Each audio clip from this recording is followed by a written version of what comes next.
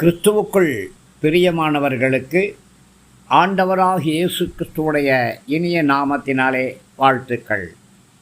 கடனில்லாத வாழ்க்கையை வாழும்படியாக நாம் தியானிக்கிறோம். கர்த்தருடைய ஆசீர்வாதத்திலே நாம் வாழ வேண்டும்.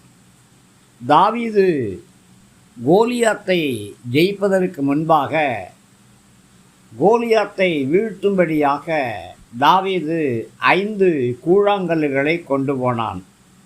5 என்றால் கிருபை என்று அர்த்தம். அந்த கூழாங்கல்லை தாவீது கொண்டு வருவதை பார்த்த கோலியாத்து, நான் என்ன நாயா அப்படின்னு கேட்குறான். வேதம் என்ன சொல்கிறது? பிலித்தியர் நிருபம் 3ஆம் அதிகாரம் 2ஆம் வசனத்திலே நாய்களுக்கு எச்சரிக்கையாக இருங்கள் என்று சொல்லப்பட்டிருக்கிறது. நாய் என்று சொல்லக்கூடியது மாம்ச பலத்தை, சுய முயற்சியினால் உண்டாகக்கூடிய பெருமையை குறிக்கக்கூடியதாக இருக்கிறது. இந்த மாம்ச பலத்தையும் சுய முயற்சிகளையும் நாம் எப்படி ஜெயிக்க முடியும்? தேவ கிருபையினாலே மாத்திரம்தான் நாம் ஜெயிக்க முடியும். இன்றைக்கு அநேகர் தங்களுடைய வாழ்க்கையை தாங்களே நடத்திடலாம் அப்படின்னு நினைக்கிறாங்க. லைஃப் எப்படி பிரதர் இருக்குது அப்படின்னு கேட்டால், ஏதோ போகுது பாஸ்டர் அப்படிங்கிறாங்க. ஆனால் நீதிமொழிகள் 10:22 என்ன சொல்லுது?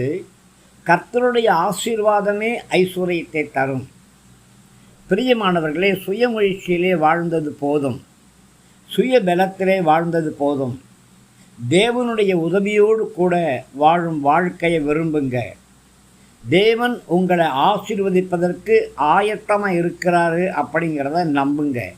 தேவ ஞானம், தேவ தயவு, தேவ பலன் இல்லாமல் நம்மளால் எதையுமே சாதிக்க முடியாது. அதைத்தான் பிலித்தியர் 4:13 பவுல் சொல்கிறாரு, என்னை பலப்படுத்துகிற கிறிஸ்துவினாலே எல்லாவற்றையும் செய்ய எனக்கு பலன் உண்டு.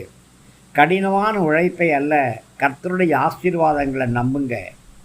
நீங்கள் செழிப்பையும் ஆசீர்வாதங்களையும் எதிர்த்து பேசக்கூடிய பிள்ளைகளோடு ஐக்கியம் வச்சிங்கன்னா எப்படி ஆசீர்வாதங்களை பெற முடியும்? நீதிமொழிகள் 13:20 ஞானிகளோடே சஞ்சரிக்கிறவன் ஞானமடைவான் அப்படின்னு சொல்லப்பட்டிருக்கு. நீங்கள் யாரோடு தொடர்பு வச்சுருக்கிறீங்க அப்படிங்கிறது மிக மிக முக்கியம். அதனால் ஆசீர்வாதங்களை இழுத்து பேசக்கூடிய மக்களோடு இருக்கிற தொடர்பை துண்டிச்சு விடுங்க. கர்த்தரோடு தொடர்பு வைங்க, அது நல்லது.